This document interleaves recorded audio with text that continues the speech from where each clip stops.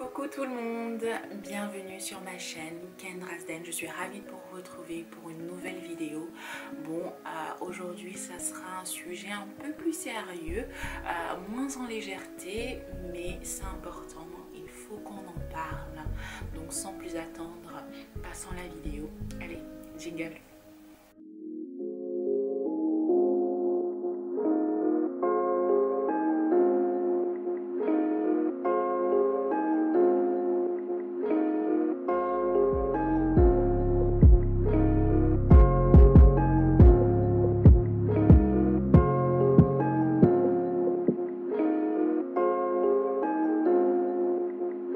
Alors ici je pense que tout le monde a vu cette séquence, le monde entier. C'est une histoire qui a fait couler beaucoup d'encre malheureusement. Et ici tout le monde en a parlé, la BBC en a parlé. Alors c'est arrivé le 1er avril sur le plateau de LCI.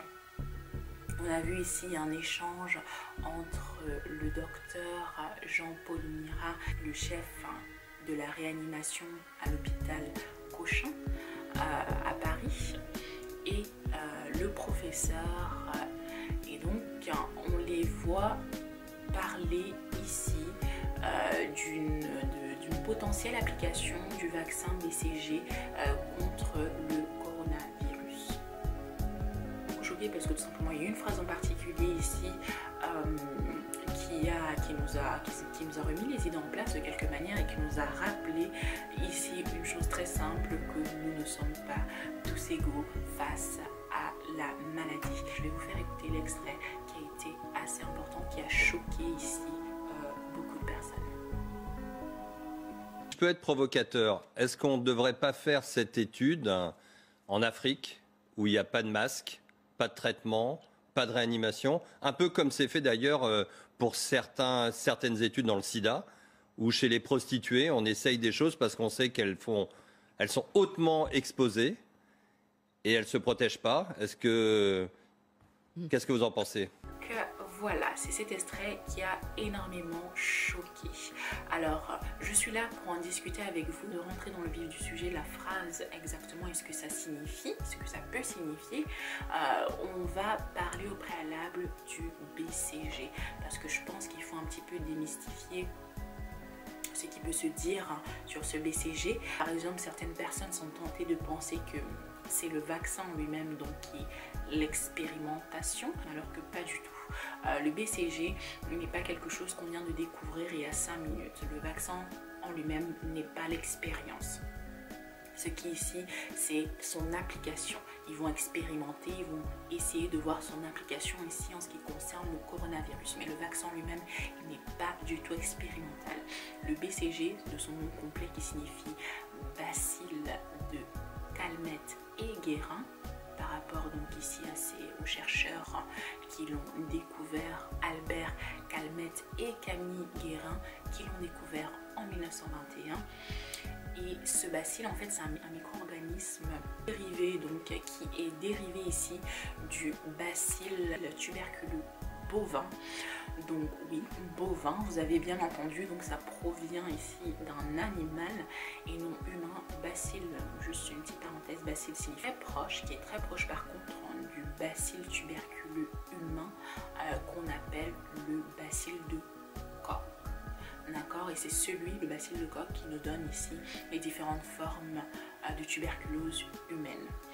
Et j'ai dit différentes formes parce qu'il y a plusieurs types de tuberculose humaine. Et quand on parle de l'application ici du BCG, on parle précisément de son efficacité en ce qui concerne la tuberculose pulmonaire, qui est l'une des formes la plus grave de tuberculose.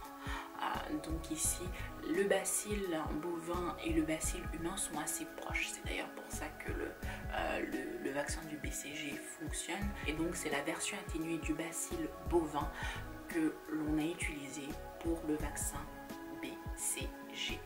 Donc la plupart d'entre nous l'avons eu parce que c'est quelque chose que l'on fait. C'est un vaccin qui est administré lorsqu'on est en France encore jusqu'en 2007. C'était quelque chose d'obligatoire. Pour qu'un enfant puisse aller à l'école, il fallait qu'il ait absolument ce vaccin en juillet 2007, il y a eu un décret qui a ici fait que ce vaccin ne soit plus absolument obligatoire. Donc ce vaccin maintenant est fait pour les populations que l'on juge à risque.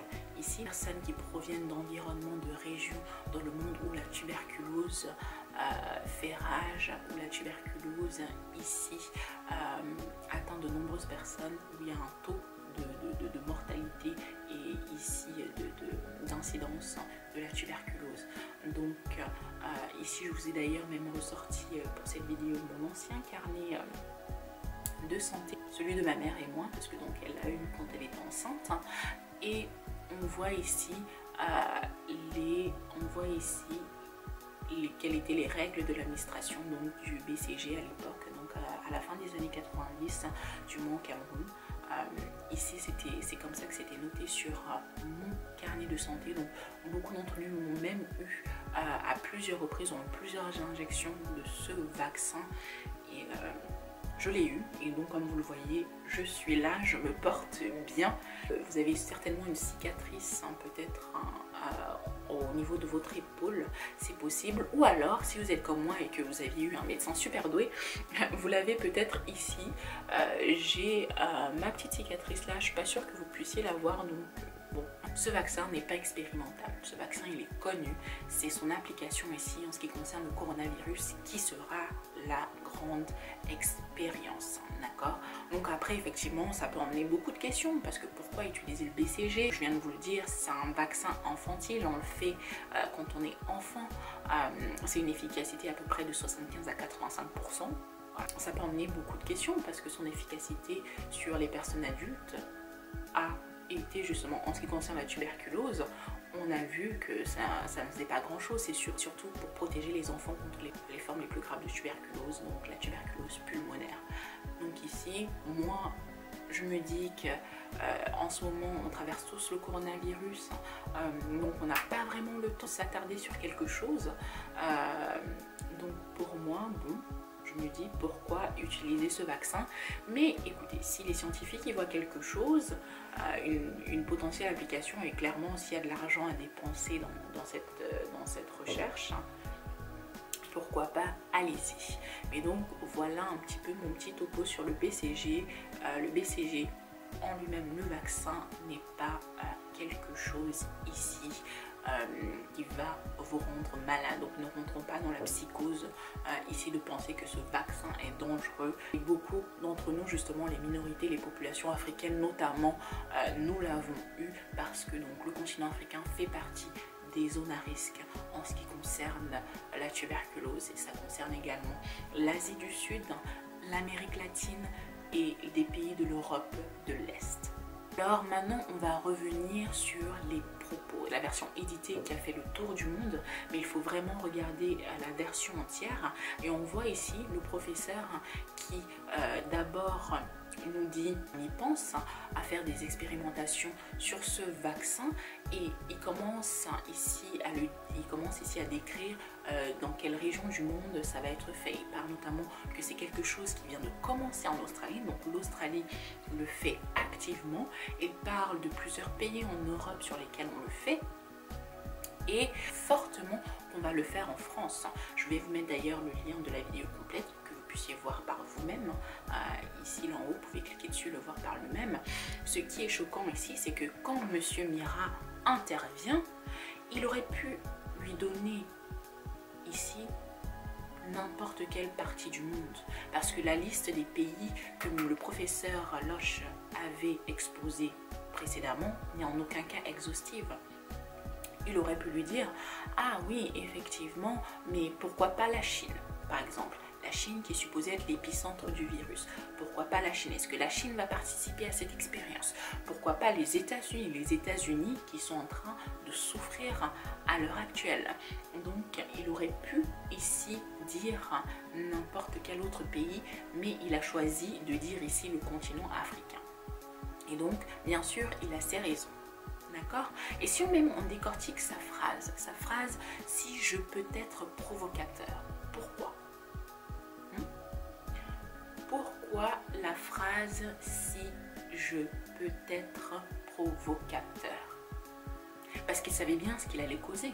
Il savait bien que ça allait faire une polémique. Ici, ce n'est pas anodin. Ce n'est pas une phrase sortie de son contexte. C'était prémédité. Ça qui est choquant, parce que c'était prémédité, c'était voulu, c'était réfléchi. Il n'y avait pas le hasard. Également, en parallèle de ça, parce que donc, comme je l'ai dit, cette histoire, cette interview a fait le tour et de nombreuses personnes ont réagi. Et notamment ici, l'émission Touche pas à mon poste en a parlé, notamment parce que donc à cette période du confinement, ils font toujours l'émission et le font en visioconférence. La plupart des chroniqueurs étaient bien d'accord que c'était choquant et cette interaction n'avait en aucun cas lieu d'être. Et c'était une personne, monsieur Jean-Michel Maire, ici, mais qui alors était passionné. Hein, il était passionné et défendait Monsieur Mira comme si c'était son propre frère. Et il nous a fait un petit remake de Katniss Everdeen dans Hunger Games. I volunteer as tribute. I believe we have a volunteer. Donc, là, je me dis, mais c'est n'importe quoi. Il était tellement choqué et se posait même la question pourquoi nous, Africains, on refuserait, parce que pour lui c'était totalement aberrant, parce que si c'était lui, il serait le premier en ligne. C'est sûr, bien sûr, on le croit tous. Ah, on est tous d'accord avec ça, ça serait lui le premier en ligne et donc il se questionnait ici, mais pourquoi, mais pourquoi? Mais pourquoi? Tout simplement parce que les propos de Monsieur Mira font partie ici du racisme systémique dont on se plaint, d'accord? Le racisme que les gens veulent penser qu'il n'existe plus, qu'il n'est plus d'actualité. De toute manière, on le sait, le racisme 2.0, le racisme d'aujourd'hui, c'est de réfuter le racisme, de dire que ça n'existe pas, de dire que c'est fini, il y a belle lurette, et que donc maintenant tout le monde se victimise. Il y a un phénomène de discrimination dans le milieu médical contre les minorités qui se fait, qui prend de plus en plus d'ampleur, et donc vous venez vous poser la question pourquoi nous, Africains, on serait ici, on ne serait pas d'accord qu'on soit des rats de laboratoire. Et c'est ça, et c'est ce racisme systémique dont on se plaint, parce que le racisme est économique, il est social et il est politique. J'aurais peur d'être impatient de Monsieur Mira, vu sa mentalité ici, de penser que les populations africaines sont moindres. Donc j'aurais peur ici qu'il soit mon médecin parce que ça a été vu et ça se voit qu'il y a des discriminations. On a notamment ici, on voit ici Balance ton médecin qui avait été créé sous le fait qu'il y a eu un médecin qui allait dire sur Twitter qu'elle n'a pas fait d'effort dans le diagnostic d'une de ses patientes maghrébines. Ici, sous prétexte justement parce qu'elle était maghrébine. Et elle a même comparé, elle a fait une comparaison avec l'une de ses patientes qui était blanche et qu'elle disait même que si effectivement cette patiente maghrébine avait été sa patiente blanche, elle aurait ici, elle aurait diagnostiqué d'une meilleure manière. Et vous trouvez ça normal? Les médecins ici sont sous le serment d'Hippocrate. Donc ce serment, il ne permet pas ici de se comporter comme on veut, de choisir qui on soigne, qui on ne soigne pas. Encore que la personne ici soit un meurtrier, un pédophile ou un violeur, il aura quand même droit à la médecine. Donc que ce soit une personne blanche, noire, asiatique, arabe, musulman, chrétien, homme ou femme, ça ne fait aucune différence. Ça ne fait absolument aucune différence. Mais il y a des différences. Il y a des différences. D'accord? Aux États-Unis, par exemple, une femme noire, les femmes noires meurent 3 fois plus de causes lors de l'accouchement qu'une femme blanche, que les femmes blanches. C'est normal ça, vous trouvez? L'accouchement qui est déjà assez compliqué pour toutes les femmes. Pour toutes les femmes, c'est déjà quelque chose de compliqué. Mais les femmes noires meurent 3 fois plus que les femmes blanches. Serena Williams en a fait l'expérience elle-même. Elle a failli mourir lors de son accouchement. D'accord? Après son accouchement, elle a failli avoir une embolie pulmonaire. Et il a fallu qu'elle insiste pour avoir des tests pour qu'on le lui accorde. Et c'est Serena Williams, elle est une athlète mondialement connue. Elle a de l'argent, elle peut se payer tout ce qu'elle veut en termes de médecine. Elle peut avoir accès à la meilleure médecine qui existe. Elle n'est pas une personne lambda comme vous et moi. Donc même si elle n'est vue que pour sa couleur de peau, qu'est-ce que nous autres on doit en penser? Voilà, vous avez ici des termes comme le syndrome méditerranéen. Hein, si vous ne connaissez pas, je vous pousserai ici à faire de la recherche. Le syndrome méditerranéen, c'est quelque chose qui est très connu. C'est un peu une blague interne chez les médecins. Et donc c'est pour se moquer un petit peu de personnes d'origine un petit peu étrangères, hein, sur leur manière ici de gérer la douleur, parce qu'effectivement les minorités dans le domaine médical, on pense qu'ils font semblant quand ils ont mal. D'accord? Soit ils font semblant, donc effectivement ils n'ont pas mal, ou soit on pense qu'ils peuvent ici supporter la douleur plus que d'autres, alors qu'il n'y a aucun fondement, hein, mais il y a des médecins qui diront comme ça. Il y a notamment ici une infirmière qui a raconté son expérience en gynécologie, et donc il y avait une femme enceinte qui était en train d'accoucher, elle criait, hein, effectivement, et quand on a ici proposé de mettre de lui donner la péridurale, et un médecin a clairement dit, c'est bon, elle n'en a pas besoin, ces gens-là ils supportent plus la douleur que nous. Sur quelle base scientifique? Supporter la douleur, c'est vraiment quelque chose qui est personnel. Ça varie d'une personne à l'autre. Ça n'a rien à voir avec son groupe ethnique. C'est différent pour tout un chacun. Donc vous avez des médecins comme ça qui peuvent le dire. Vous avez une autre femme enceinte d'origine maghrébine qui va à l'hôpital. Quand elle arrive à l'accueil, on lui dit ah bah vous êtes étonnamment calme, hein, parce que d'ailleurs les gens comme vous, ils ont tendance à se rouler par terre. C'est quel genre de commentaire? Donc faire des généralités sur base ethnique ou religieuse, c'est absolument n'importe quoi. D'accord? Donc monsieur Jean-Michel Maire qui se permet de commenter comme ça et vouloir défendre monsieur Mira ici, alors qu'il est indéfendable. Il est absolument indéfendable. Donc il y a ces discriminations, ces préjudices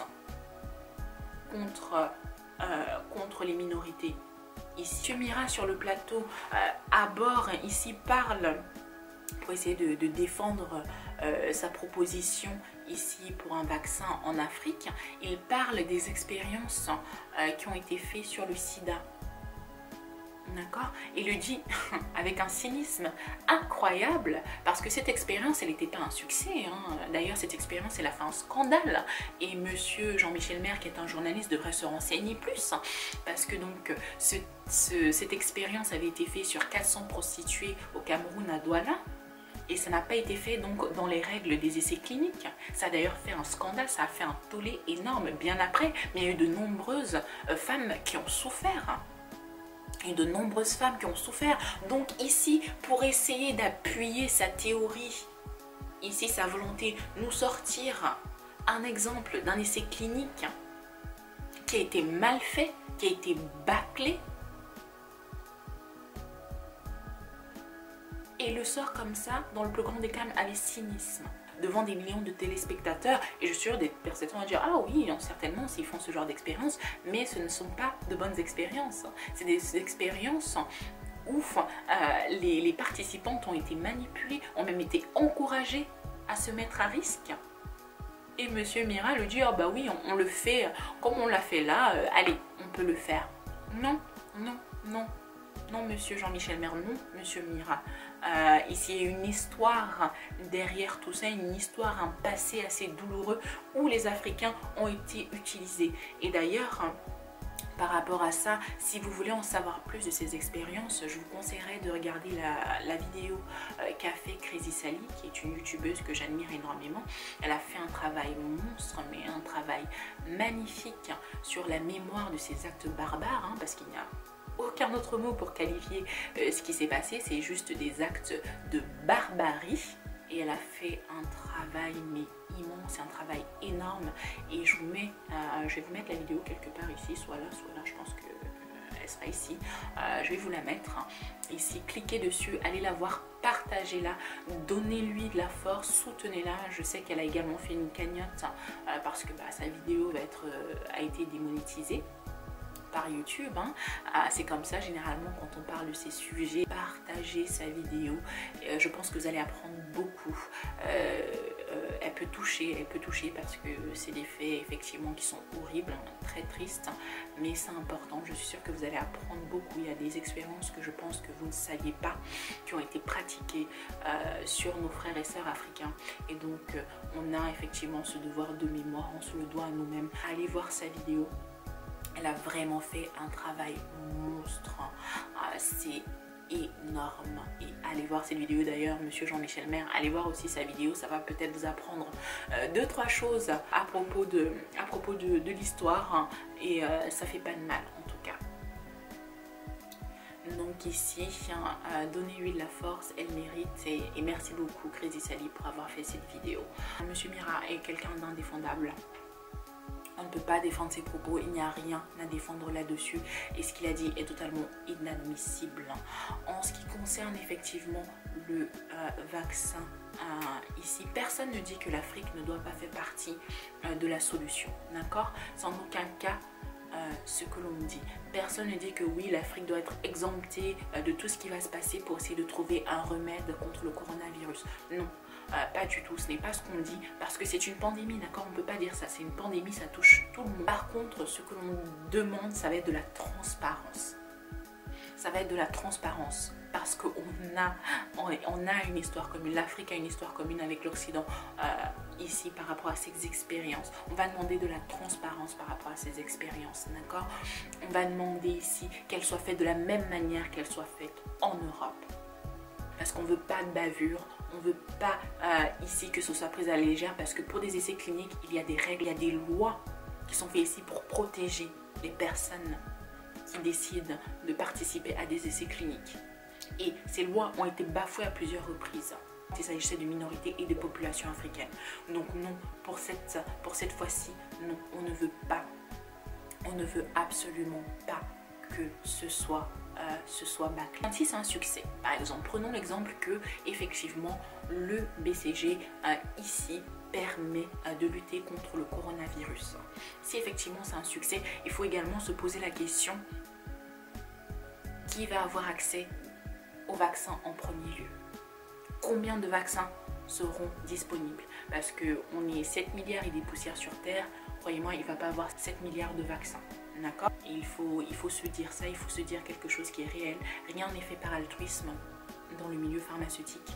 D'accord? Littéralement, être malade fait tourner l'économie. Donc il y a beaucoup de maladies ici dont on pourrait trouver la solution, mais il faut savoir que ces maladies, elles sont dans les pays du Sud, et donc effectivement, si c'est dans les pays du Sud, faire un médicament, ça coûte cher, hein, et les populations des pays du Sud ne vont pas pouvoir se l'acheter, donc ça ne va pas ici faire entrer de l'argent en caisse pour ces entreprises pharmaceutiques. Donc ici il faudra savoir, est-ce qu'il va avoir une distribution égale du vaccin? Parce que ça généralement non, c'est pas du tout le cas. Donc ici effectivement l'Afrique a été le terrain de jeu pendant très longtemps des Occidentaux, et c'est quelque chose que je pense la nouvelle génération d'Africains refuse absolument, et il faut qu'on refuse. Donc il ne faut pas que cette histoire ici passe aux oubliettes, hein, parce que généralement c'est ce qui se passe. L'histoire fait un scandale pendant un petit moment et après on oublie. Il faut continuer à partager ici ceux qui en parlent, et j'appelle également à nos scientifiques, les scientifiques africains qui sont sur le territoire là tout de suite africain, les scientifiques de la diaspora, les médecins, les infirmiers africains et de la diaspora, de mettre leurs idées en commun, de se parler et d'essayer de trouver une manière pour protéger les Africains contre ce fléau qui est le coronavirus à l'heure actuelle. Même les dirigeants africains, vous le savez, ils seraient capables de vendre leur père et leur mère pour de l'argent. Ici, ils vendent leurs citoyens de manière générale à longueur de temps pour de l'argent. Pour cela couler douce dans les pays européens, ici, y être tranquille. Ils s'en foutent de leur population. Donc c'est à la population ici de se réveiller, c'est à la population de faire, de se soutenir. Donc j'en appelle ici aux scientifiques africains, on en a, et de la diaspora, de tout mettre en œuvre pour trouver une solution pour protéger les Africains. Donc il faut vraiment que déjà nous soyons vigilants par rapport à ces expériences et qu'on demande ici un contrôle extérieur, il faut un contrôle externe de ces personnes qui vont venir sur notre territoire et nous faire ces tests. J'ai fait le tour ici par rapport à ce coronavirus et à cette conversation et à ce que Monsieur Mira avait dit. Et donc je ne voulais pas en aucun cas que cette vidéo dure trop longtemps, mais malgré qu'elle sera, je pense, un petit peu longue. Également, lors de la préparation de cette vidéo, j'ai appris quelque chose qui est en train de se passer en Chine, où des personnes africaines sont évincées, éjectées de leur maison, de leur appartement. Ici, le gouvernement chinois, moi je considère que c'est un acte de guerre. Vous pouvez penser ce que vous voulez, mais pour moi c'est une déclaration de guerre contre le peuple africain. Donc en Chine, à l'heure actuelle, ici, de nombreuses personnes africaines sont évincées de leur domicile. On les éjecte, d'accord? Ils ne peuvent même pas aller faire les courses, ils ne peuvent même pas avoir accès aux hôpitaux. Je vais vous mettre ici la vidéo d'un youtubeur ghanéen qui en parle, vécu quelques temps en Chine, donc sur sa chaîne YouTube, vous allez voir, il raconte un petit peu sa vie en Chine, et donc il en a parlé. Les frères et sœurs africains dorment dans la rue, même quand une femme enceinte décide d'aller à l'hôpital pour se faire ausculter, elle est refusée d'entrer, une femme enceinte. Youtubeur qui s'appelle Wode Maya, je vous la mets là, allez regarder cette vidéo, vous allez être choqués, je pense que vous allez être choqués et en colère comme moi de ce qui se passe. Il faut partager cette vidéo, il faut en parler, parce qu'il faut que les gouvernements, les organisations internationales, les droits de l'homme fassent quelque chose, parce que ça, c'est un traitement inhumain. Donc, vous ne ferez même pas ça aux animaux, mais vous pouvez faire ça à des êtres humains. Et sachant qu'en plus, la Chine, Wuhan est l'épicentre du virus. Et c'est les Africains qui doivent souffrir par rapport à ça. Aucune de ces personnes n'est testée en fait. La Chine ne teste pas ces personnes. Elle considère tout simplement ici qu'ils sont un danger. C'est immonde, c'est horrible. Et le gouvernement chinois devrait avoir honte. D'accord? Et tous les autres gouvernements devraient en parler. Il est temps d'en parler. Et je ne vois pas ces histoires à la télé. Je ne vois pas qu'à la télé on en parle. Pourquoi? Parce que ça ne touche pas des personnes européennes, parce que ça ne touche pas des personnes blanches. Et comme ça touche juste une minorité, c'est pas grave, ils le méritent, ce qu'ils sont en train de vivre. Dormir dans la rue, ne pas pouvoir manger. Donc, s'il vous plaît, partagez cette vidéo, partagez ces histoires. Il faut que ça fasse le tour du monde, c'est vraiment important. Je ferai peut-être une vidéo séparée où je parle de ce sujet. Ça dépend si vous le voulez, mettez-le moi en commentaire. Mais partagez à fond. On ne doit pas oublier ces histoires, ça ne doit pas passer aux oubliettes ici. Tout le monde doit voir ça, tout le monde doit voir ce que le gouvernement chinois est en train de faire. C'est inadmissible et c'est inhumain. Merci de m'avoir écouté, et merci pour ceux qui vont s'abonner, qui vont liker cette vidéo. Continuons la discussion dans les commentaires, dans le respect toujours, mais continuons-la, partageons ces vidéos. Je vous embrasse, je vous fais de gros bisous et on se voit à la prochaine pour une nouvelle vidéo. Bisous, allez.